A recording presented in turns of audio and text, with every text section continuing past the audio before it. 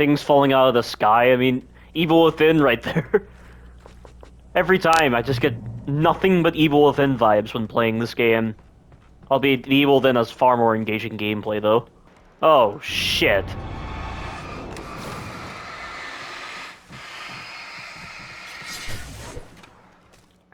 Maud had checked all of Stucky's rental cabins. There had been no sign of the Wakes. It was dark when he'd found their car parked at the end of the road by Cauldron Lake. It made no sense. They must have taken a wrong turn, but there was no sign of them, and the car had been there for hours already. Frustrated, Mott stood on the rotten ruin of the footbridge that had once led to Diver's Isle before it sank beneath the waves years ago. The boss wouldn't be happy. Yeah, so again, like, his house disappeared. I mean, it has to be a dream, surely. Oh.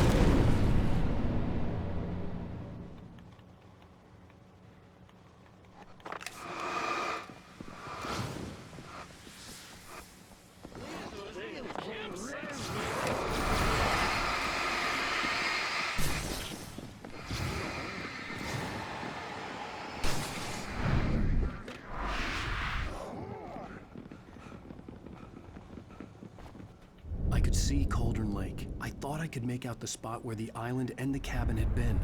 There was a light near it. It had to be a boat.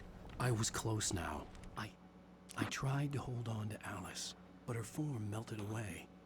I was losing control. Dr. Hartman stood in her place. I wanted to hit him, but my arms were jelly. He smiled. It was a reassuring smile, and I hated him for it. I had to give you a sedative. Don't fight it. You went through another rough period. Right now, it's very important that you stay calm. We don't want you to have another episode. You're a patient at my clinic. Have been for a while now. See, that's too revealing. I had to get there fast. The developers wouldn't reveal that. That's what I mean when I say it's like a red herring. Hey, I'm here! I'm coming! Like, just calling him a patient, saying he had an episode, I mean, that's too obvious. No! Get away! Sorry. Please, lady. The boss didn't know who he was messing with. I didn't know. I swear, I didn't know. We don't have his wife.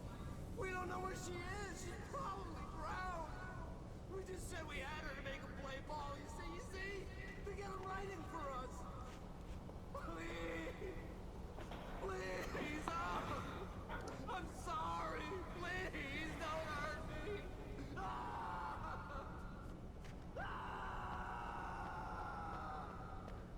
I'm amazed Alan didn't hear that. He's not saying anything.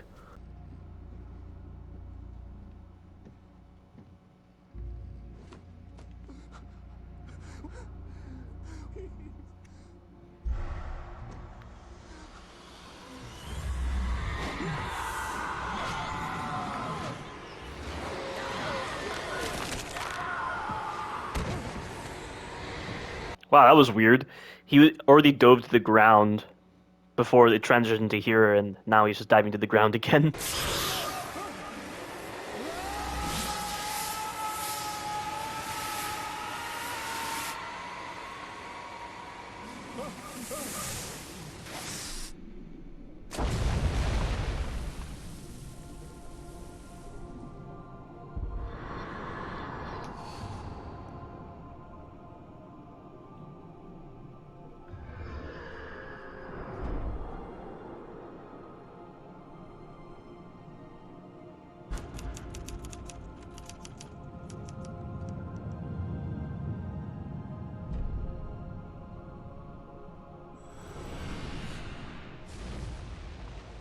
Previously on Alan Wake. I'm hunted by the law. Sheriff, Wake's running. I'm giving chase. Are you seriously telling me that writer just took out my deputies? A thriller I supposedly wrote is coming true. The genre of the story seems to be shifting.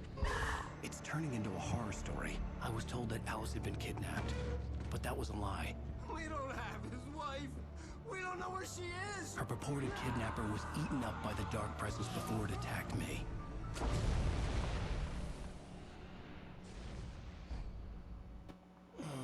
Alan, shh, baby. It was just a nightmare. Alice. There you go, Alan.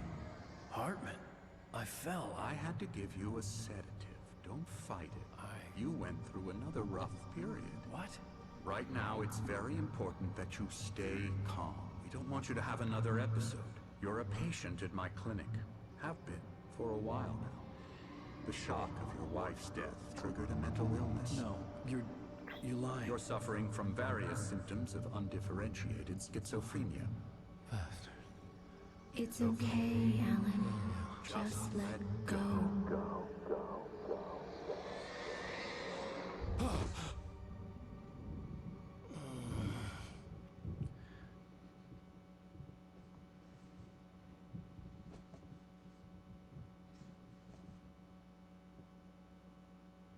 I felt groggy. Whatever Hartman had bumped in me was making me numb. I felt like this was happening to someone else. Someone I was watching on television. I couldn't think. Couldn't focus. I've had those kind of feelings before, just out of the blue. Not when I'm sleeping, but when I'm actually There were only awake. empty sheets of paper here.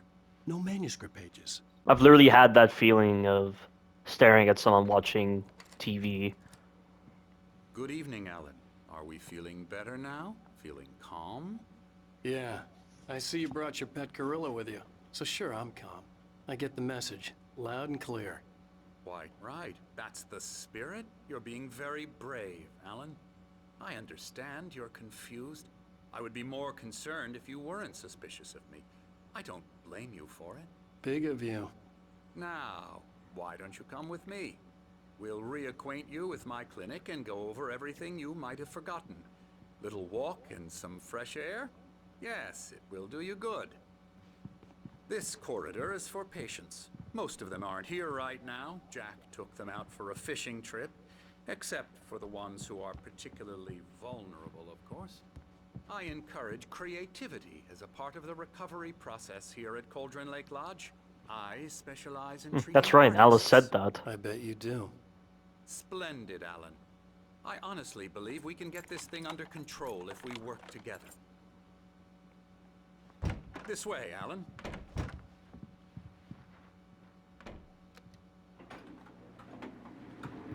Yeah, some of the sound effects are used in The Evil Within, like pressing that button just then, that's used in The Evil Within. Again, it's constantly reminding me of The Evil Within. It's crazy, and the whole idea of Alan waking up in this ward here, it mirrors what happened to Sebastian in The Evil Within 2, because Mobius had planted an agent who was masquerading as a psychiatrist to trick Sebastian into thinking that everything he experienced in STEM when he plugged into Rubik's mind was not real. It was all made up in his head.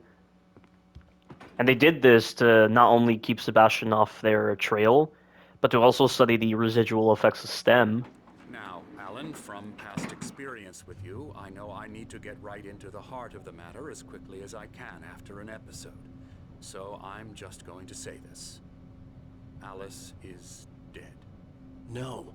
You're in a very vulnerable state until you understand and accept this. Alice drowned, and you couldn't face that.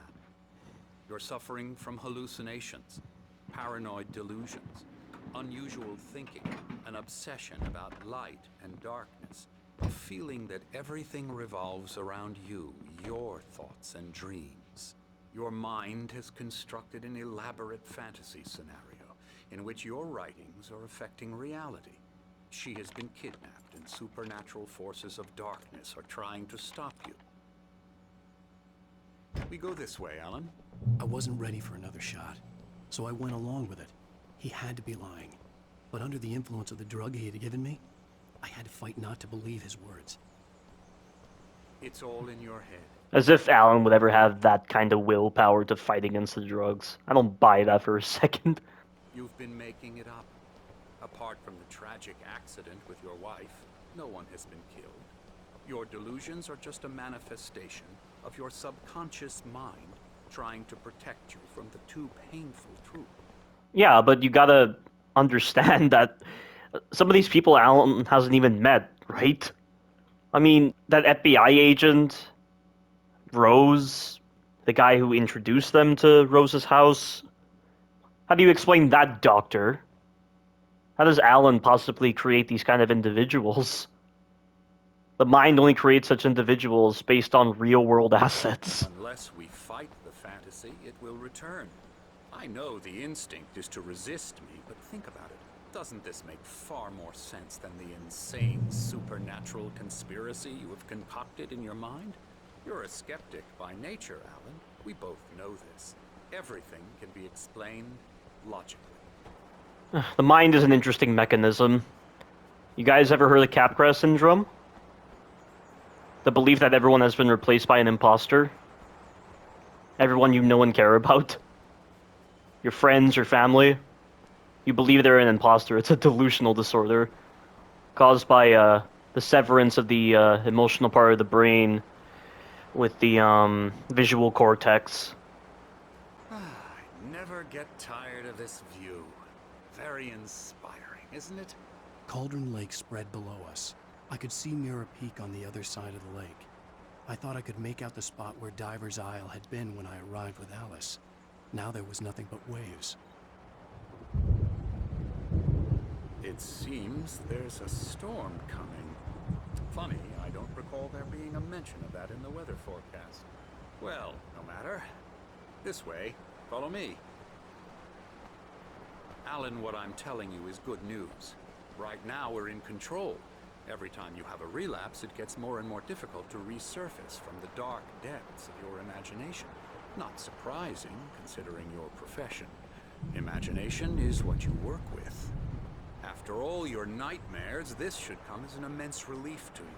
If it doesn't, why is that? Because I'm lying? Or because you don't want to admit that you're not well? It's very natural for you to think of me as your enemy. It's part of the illness. I let him talk. After all, Hartman I'm the obviously one loved trying his to own bring you voice. out of the His world words you've echoed constructed. madly inside my head. But I can't dug my do nails it into by the palms of my myself. hands to stay You need focused. to work with me. Once you accept that, we can begin the journey towards your recovery. Come along. Let's go inside. Here's the entrance to the office wing. That's for staff only. You were impressed by my trophies when you first arrived here. I do love to hunt. The great outdoors, man versus nature. It's wonderful stuff. Pretty damn wonderful, yeah.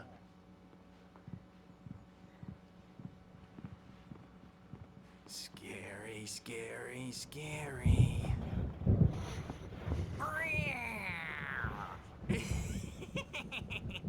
Emerson.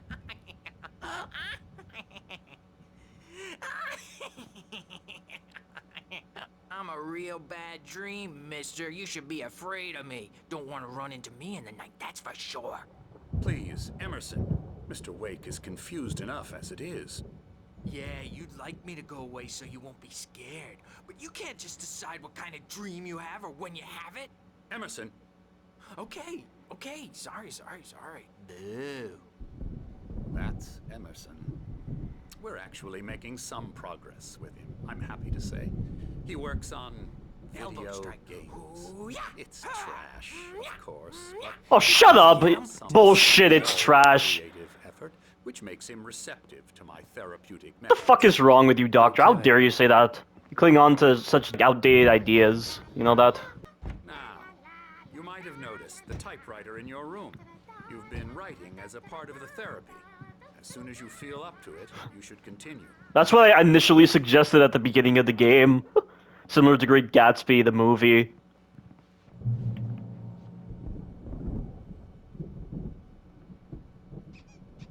My rheumatism's killing me. Aren't these the guys at the There's a storm bar? coming. Oh, what a storm. I hope it wipes this place off the face of the earth.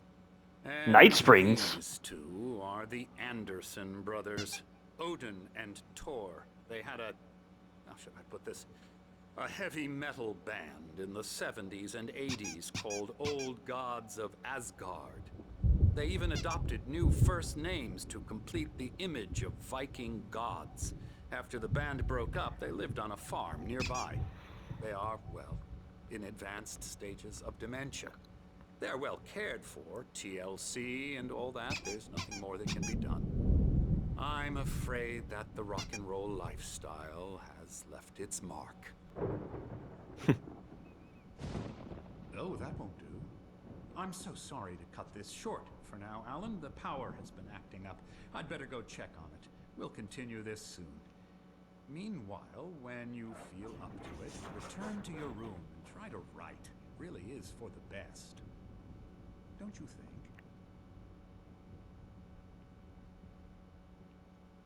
I'd like to bash his head in with a hammer. Oh, he'd love to fish out our secrets, but he has no clue. He's not crazy enough. Not crazy like us, Sonny. Yeah! Being crazy's a requirement, Sonny. Who else could understand the world when it's like this? It takes crazy to know crazy. That's the sanest thing I've heard in a while. Say, you're all right, Tom. Hey, we like him, don't we, bro? He's got to go to the farm. The Anderson Farm. Valhalla! We wrote it all down, lest we forget. A crash course. All you need to know to get your head right. You need to find the message. Here, Sonny, here's something for you. Gave me a rash, but I kept it safe from these bastards. A manuscript? Zane could feel the poems, taking form, shaping things. As he experimented, he imagined he could almost feel the power surging through the keys of the typewriter. It exhilarated him. But there was fear, too. If not for his young assistant Emil, he would have given it up. But Emil convinced him otherwise. He too had a way with words. My head was clearing up, or according to Hartman, I was sinking back into the fantasy. I was convinced he was lying to me about everything. Crazy or not, the Andersons made more sense. I've painted you. Okay. I was just struck by inspiration a couple of days ago. Dr. Hartman wanted me to paint landscapes, and that's what I was doing. But now I've been doing these things, a lot of them. The images just keep coming. Dr. Hartman likes them. He has them in his office. Yeah? He's very proud of me. He says I'm getting much better. I think I'm getting better. Something's wrong. I'm not myself. It's hard to think that there's a shadow inside my head. I can only focus on writing. Everything else is a blur. I'm trapped in this cabin. Have been for days, but it's always dark outside. My editor is real. I saw her again. She's not human. It's not human. A dark presence is wearing the old woman's face. She was covered in clinging shadows. There's a hole in her chest where her heart should be. I think I've made a horrible mistake. I don't think I'm any closer to saving Alice. It's been lying to me, using me to get the story it wants, and the story will come true. The white glare of the blank page in front of me hurt my eyes. My hands began to shake uncontrollably. Everybody calm down. Put that down. Bert, I need help. Hey, Wake, you stay here. I'm gonna go see what's up. You just keep doing what you're doing. Be cool, okay?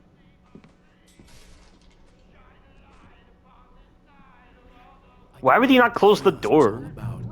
But it could be my only chance of getting out of here. Here it comes. I don't know. Here's a friendly poke from Mjolnir. Hartman kept talking, giving Barry the grand tour, clearly proud of the place. He went on and on about his hunting trophies, and Barry was impressed. But he was here on business. He raised his voice, cut through the monologue. Hey, Hartman, where's Al? Hartman stopped in mid-sentence, annoyed at the interruption. He nodded at the hulking orderly standing nearby. The man smiled and clapped a practiced hand on Barry's shoulder. Oh, afraid of the crazy brothers, are ya? Not so weak now, are we? Sinclair looked bad. That wasn't a love tap. The crazy old fart hit her hard.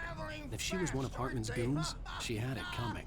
I could get the key to the office wing from Sinclair.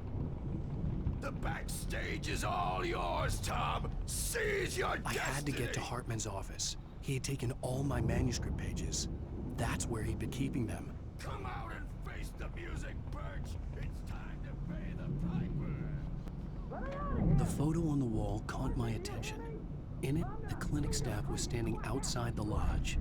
I knew the man next to Hartman. He was the kidnapper. Hartman had been playing me all along. The markings on the tape said they were recordings Hartman had made at the sessions with his patients. I saw Alice's name on one of them. For a moment, I couldn't breathe right. Now, Mrs. Wake, can you tell me about Alan's problems? He's more and more out of control all the time. The parties, he's so angry all the time. He's getting violent. Do you mean with you? No, not with me. No, never. Sometimes I almost wish Alan would take a swing at me, because at least that'd lead to a conversation he couldn't just march out of. But no. Alan doesn't really sleep. And the work, well, he's not writing at all. He sits there for hours and just gets more and more frustrated. And I can't talk to him. Yes. Tell me, Mrs. Wake, what would you say to him if he'd listen? I don't know. I want to say, I look at you, and it's not you. Just some stranger who resembles you. Looking out from behind your eyes. And I don't like that guy much. We heard that line before. I'm gonna go to hell. But you don't ever say this. No. I've tried, but he's not listening. He's too deep in his own problems, always going on about something else. I'm so afraid I'm gonna lose him, and we're not even talking anymore. He doesn't let me in anymore. He just keeps me in the dark. I'm so alone here, even when he's home. Please help me, Doctor, because I'm at my wit's end. Well, if you can just get him here, I'll absolutely do my very best. Yeah, but Doctor, you need to be careful with him. He's not just going to listen to you and cooperate. He's the most stubborn man I've ever met. Well, I'll be sure to bear that in mind. Hearing her voice, what she was saying made me happy and sick and guilty all at once. Worst of all, I recognized the words. The phone call from her. It had been a cut-up of this. Just a recording. Rudolph Lane's case is interesting. He was completely blocked, and frankly, I was about to discard him as useless. However, once Wake arrived and started writing, something changed in Rudolph. He's producing extraordinary work. Is he the guy that paints? Dark pieces. Unfortunately, he doesn't respond to direction at all, and it's my belief that he's not so much a creator as an illustrator, perhaps, a recorder of sorts. I hadn't considered the existence of such a role before, let alone its implications, but the paintings he has produced are informative. At least he's easily controlled and useful. I wish I could say the same about Wake. It's frustrating that the best subjects are always so damn difficult to deal with. Not buying that. I was tailing Wheeler, and this is the only place he could have gone. That means Wake is probably there too. Agent Nightingale, this is private property, and I will not allow you to disturb my patients. Yeah? I can get a warrant. How would your fragile little patients like that? Oh, I'm thoroughly intimidated by your mighty authority now, Agent. Listen, you smug snob. How would you like it if I busted through this gate and knocked How was this cut in the audio recording? Nightingale, first of all, I'm recording this conversation, so you might want to watch what you say. Secondly, you're not dealing with a hick now. I know the law, and if you can get a judge to grant a warrant, I'll be glad to cooperate. But you won't get one. Be advised that any further communications with me are to be made through my lawyer. I don't believe this. Good day, Agent. Yeah. Hartman wasn't happy. Maud could see it in his eyes. He quickly lowered his own. He had made a mess of it, and he knew it. The shame of failure was hard to bear. He hadn't expected Wake to say he needed more time. And he blurted out 2 days, less than Wake had asked for to show him who was in charge. But that wasn't part of Hartman's plan. Barry? Ow! About time! Barry, man, am I glad to see you. We need to get to Hartman's office. It's right next door. You okay? Yeah. I mean, no! The cops found me at Rose's trailer, but they didn't hassle me too much. I'm obviously a victim in this, and I demanded to be treated as such. Or else I'd sue their asses. Speaking of asses, that Fed gave me a real hard time, but I had no clue where you were. That guy's crazy, Al. but he let me go, and then I get a call from Hartman, that son of a bitch, who tells me you're here, and I should come pick you up, but when I got here, 2 goons clobbered me and stuck me in there. What's with the cutout? I stole it from the diner to piss off Rose after what she did to us. That'll teach her. Yeah, that's a harsh punishment. Come on, pal, we gotta get going. I gotta say, the way the storytelling is, I mean, with these manuscripts revealing what happens later on, or in the present, or what happened in the past, and certain other things, with the idea of hallucinations, dream sequences. Is Alan Wake just narrating everything that's happening in one of his stories? Or is this something else?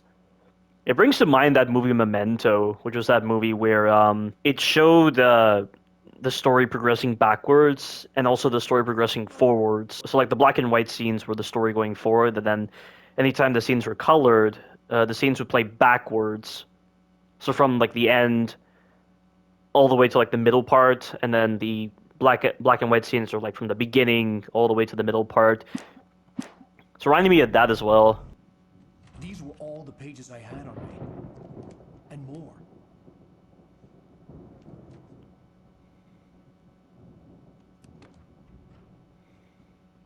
Alan, please.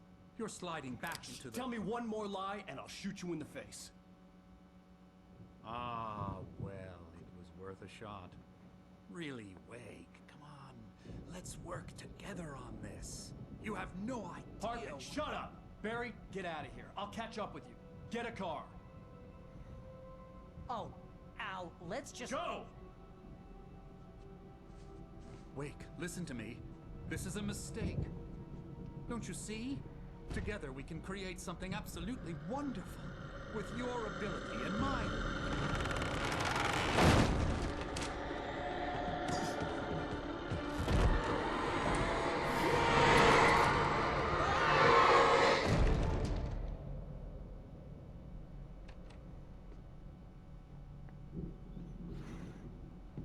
Was he smiling? What the hell? That was weird. Hartman followed the fall of Alan Wake with his binoculars. When the rider hit the water, he ordered Jack to take the boat to him. The spot was easy to see in the dark, even with all the extra lights in the boat. The flare floated and kept burning even in the water. Jack turned the radio louder as the engine sputtered. The music was rough and clanking, something the Anderson brothers would no doubt have enjoyed. But Hartman chose to ignore it. Wake was finally within his reach. So I'm confused though, because like, why isn't Alan responding to these pages that he's collecting? Is he not taking the time to read them? I don't understand. I had to find a way out. Oh, whoops.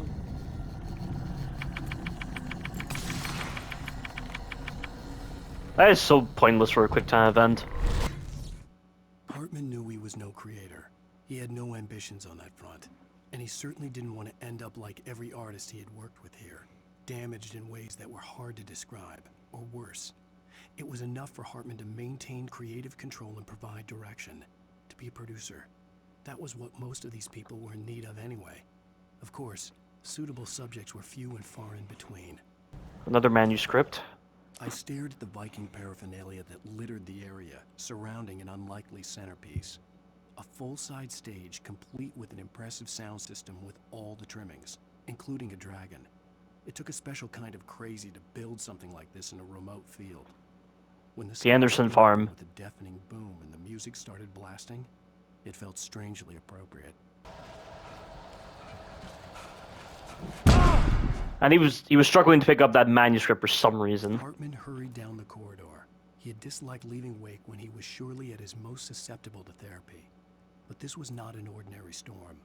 Wake had been writing, and he had woken something up in the depths of the lake. Now, Again, referring to himself in the third person. Hartman had naturally prepared for a situation like this. The idiot brothers would keep Wake distracted while Hartman double-checked everything, just to be sure. Mott knew that Wake was smarter than him. Wake had more money, a beautiful wife, everything. And Hartman said Wake was important. That made him better than Mott. But Mott was calling the shots now. He'd expected Wake to whimper and grovel, but instead, he seemed willing to fight. Mott knew he'd gotten under Wake's skin. If only Mott actually had his wife. The thought made him shiver. I couldn't dodge. I can't move for some reason.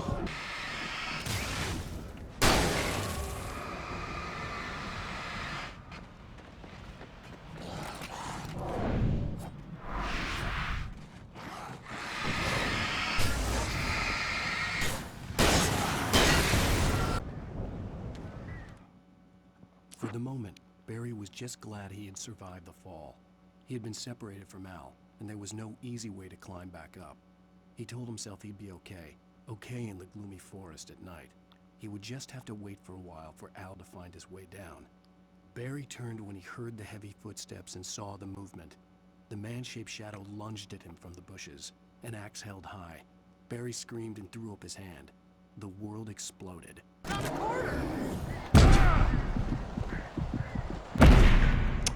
I don't understand. Why am I not getting the perfect dodge? Do I have to dodge in such a way that I have to treat like there's no iframes? I don't understand.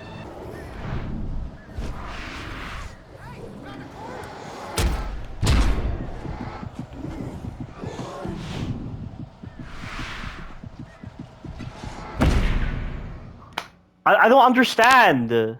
This timing doesn't make any sense.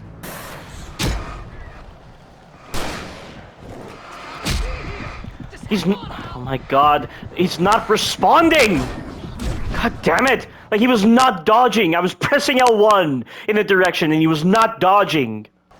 Can't forget this. Hartman watched as Wake's features slackened. The man was bullheaded, no doubt. Even lying on the bed, he'd almost broken Hartman's nose the second time. But with a little time, he could break Wake down, give him proper direction. Wake was easily the most promising subject he had had. Well, since Tom, really. Sleep well, Alan, Hartman whispered with a smile. Let me take care of you. He sniffed hard to clear his throbbing nose, swallowed blood, and barely tasted it. This is really frustrating.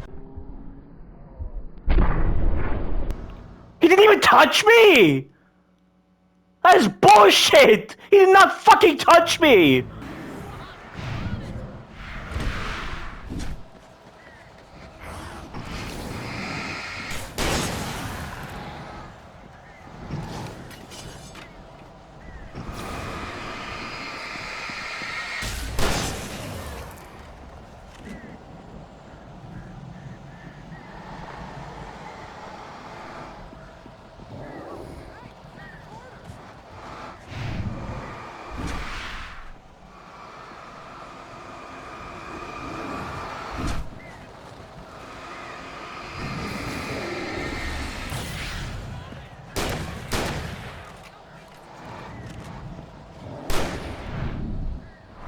See, that move I understand the timing of, but the other ones are just weird. And he wasn't dodging just then. Like, are you not able to dodge when you're reloading? I don't know what's up with that. I'm stuck on the wall.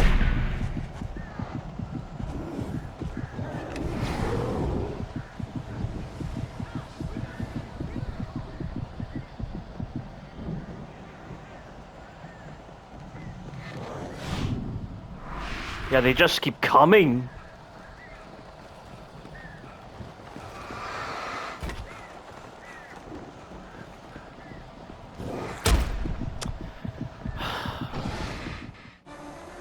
That was so stupid.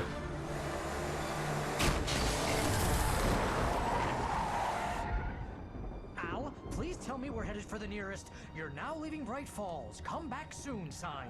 We're going to the Anderson farm. I knew you were gonna say something like that. You know what? You owe me big time for this. When this is through, if we make it, I don't care what anybody says, I'm done with darkness. You're gonna buy me a tanning bed as a gift, and I'm gonna live in it.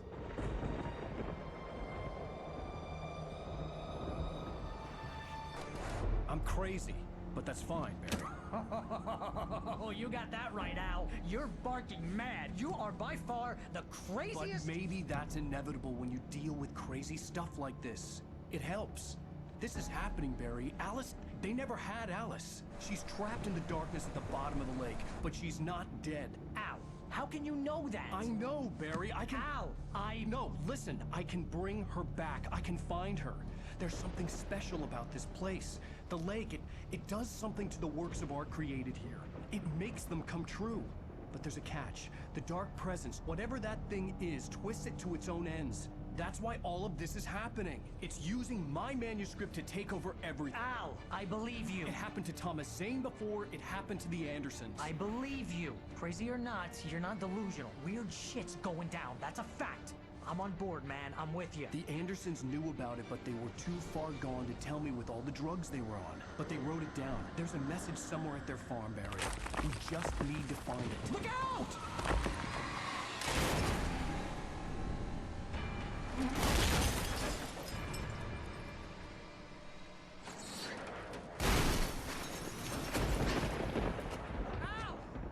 You have survived 2 car crashes, Al. God damn it, Al, talk to me! I had lost my gun in the crash.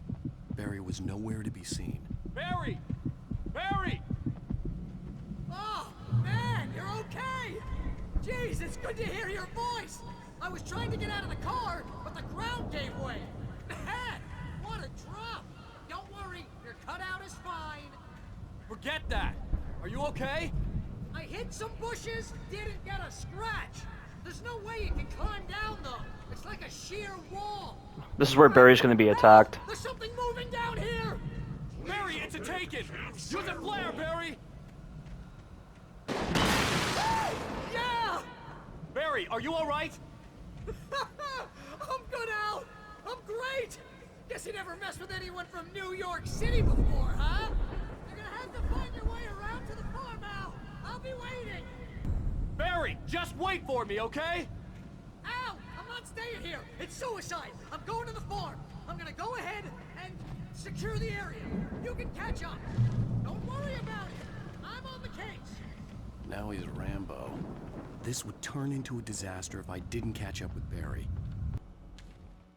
When he stopped the car at the Anderson farm, Walter felt relieved. Oblivion was close at hand. The brothers wouldn't miss a jar of moonshine or two in the booby hatch. But then he saw the man on the porch, and he knew who it was. Driving for his life and knowing it was useless, he didn't realize he was crying until he couldn't see the road for the tears. Whoa! Okay. Imagine if a speedrunner used that. That'd be too funny. Agent Nightingale stared at the passed-out rider. The man was sleeping off one hell of a night. Nightingale felt a stab of envy at Wake's oblivion, but he had a job to do. He put the gun to Wake's head and almost became a murderer. His hand shook and his throat felt tight and dry. Biting his teeth, he tried again to pull the trigger. He lost the nerve. Wake stirred. Nightingale would have to settle for an arrest. A car was driving away from the farm, headed in the same general direction as I was. For all I knew, it was Barry, caught in the consequences of leaping before looking. The car was heading for the cabin up ahead. It wasn't far. If it was Barry, I would see the damage soon. I'm trying to deliver each page to the right time and place. I'm trying to show you how the story goes. I had seen glimpses of the light before.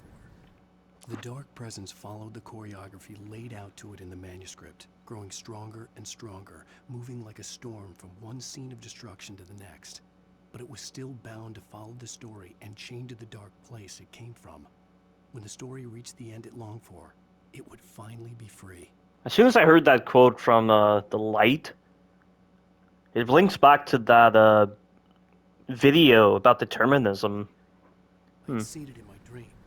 It was a strange spaceman or a diver in a bulky suit. He was the one who'd been placing the pages on my path. Hello? Anybody here? Barry! No! Danny, you're not! Please! What are you? No! Don't! I'm sorry!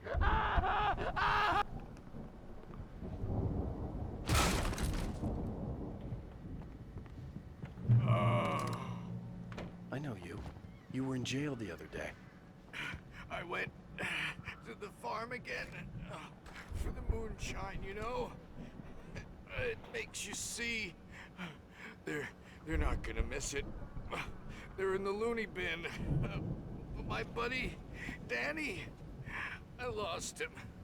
Something's gone wrong with him. It's not him.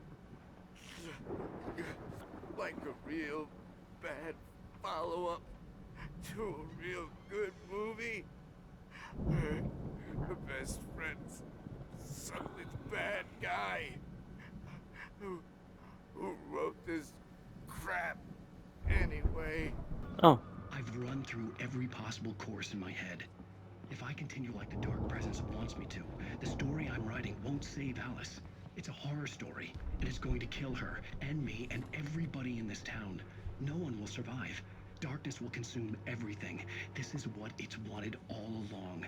It will be free, unstoppable.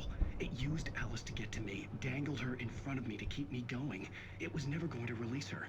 I'm going to change this. I'll escape. I've written myself into the story. I'm now the protagonist. This feels like a terrible risk, but it's the only way to save Alice. I'll be bound by the events of the story just as much as anyone else who's been woven into it. The story must stay true for this to work. There have to be victims along the way, near escapes, cliffhangers.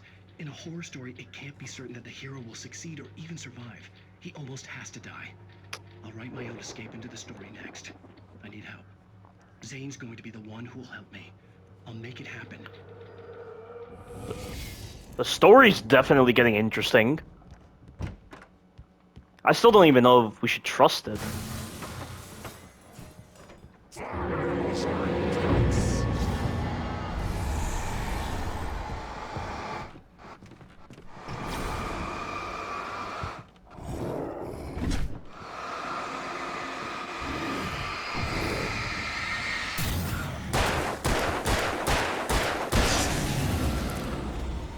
Let me guess.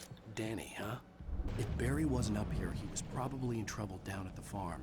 For a moment, I felt bad for doubting him. After all, I'd made it this far myself. But Barry was Barry.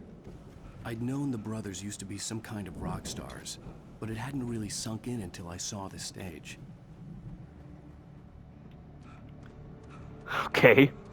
Al! Run! Incoming! There's too many of them!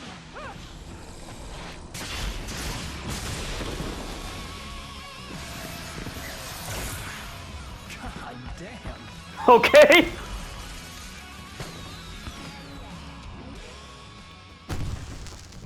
I'm so glad you decided to go it alone, Mr. Bronson. Shut up and shoot! Al!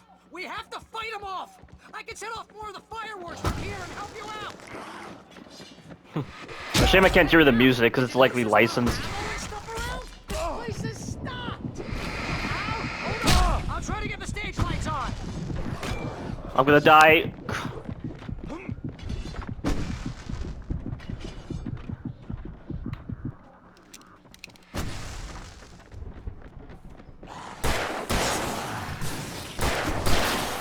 we go! Bum, bum, bum. Barry Wheeler to the rescue! Sorry you guys can't enjoy whatever music is playing. But it could be licensed. Goddamn turn of the century wiring! Hang on now! I'll get them working again, I promise!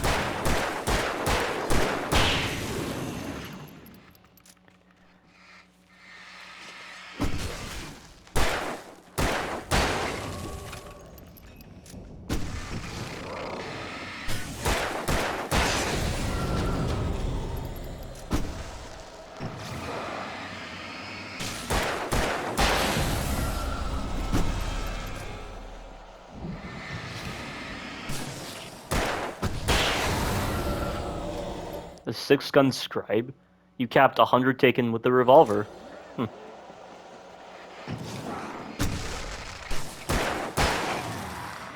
Yes! Al! Stay in the light!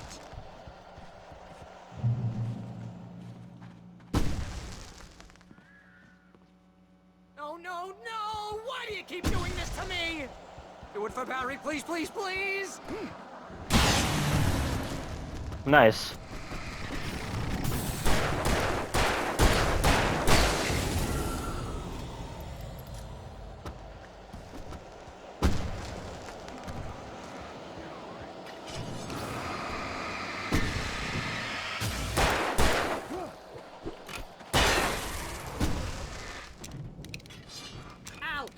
won't let me die here. Although if I buy it, this is pretty much how I always wanted to go out. Rock and roll! Woo! Deputy Mulligan tuned Thornton's chatter out. He didn't think riders were particularly useful people, and a huge manhunt for one struck him as idiotic. Certainly not worth the missed opportunity for coffee and pie. It wasn't even clear what the man had done, except run from them at the trailer park. Mulligan knew he wasn't alone. The sheriff's patience with the Fed was running out. Oh, shoot.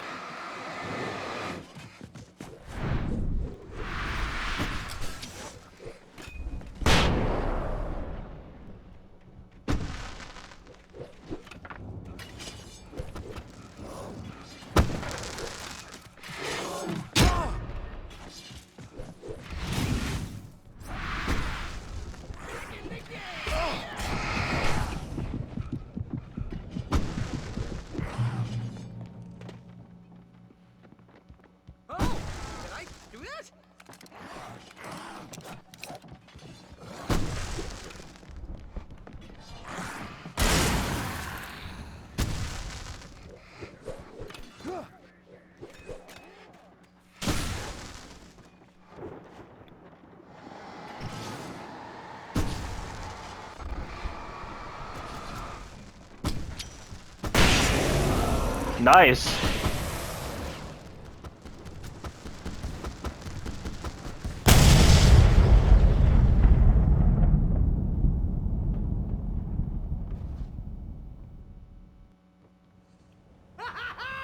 That was awesome! Bright Falls, rock and roll capital of America. Hey, Al! This way to the farm!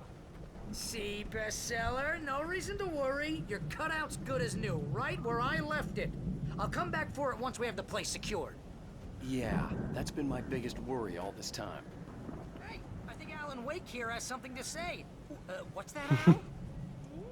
I'm Alan Wake. I'm always right about everything.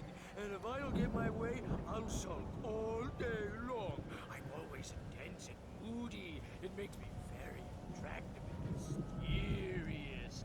Right now, I'm just standing here because I need my best friend Barry to carry me. But that's okay. I can just take him for granted.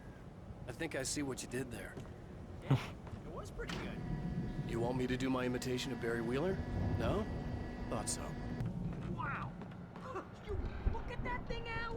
They really went all out with this Viking crap, didn't they? Look at all this stuff.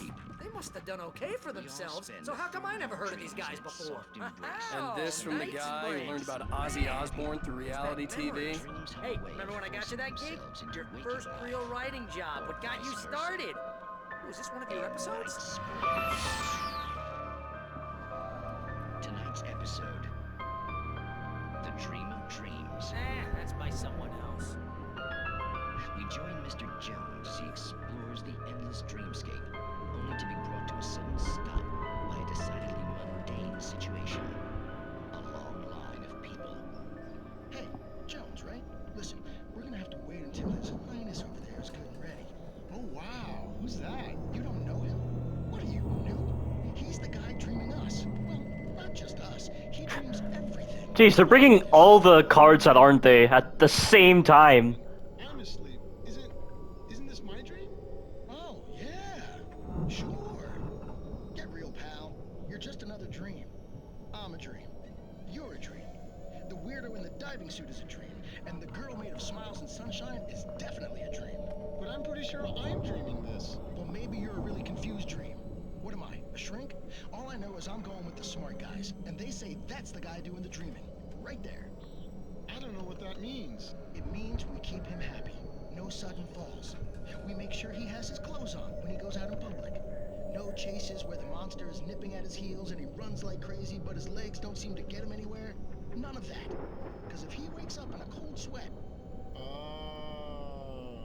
Yeah, precisely. So we wait till he wants to move on. Keep things nice and calm. Hey, something's happening here. Yeah? What's that? What? Can't you hear that? Oh, God help us, it's an alarm clock. Oh, it's you, isn't it? Please, man, I got a wife and kids, please. Okay.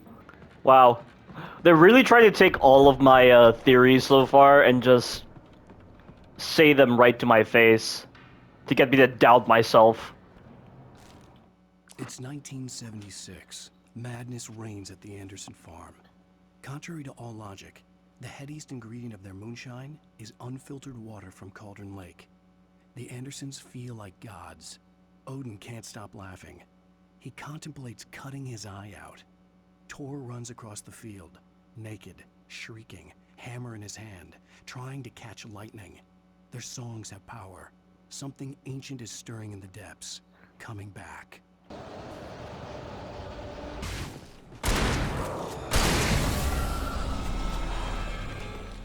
Oh shit!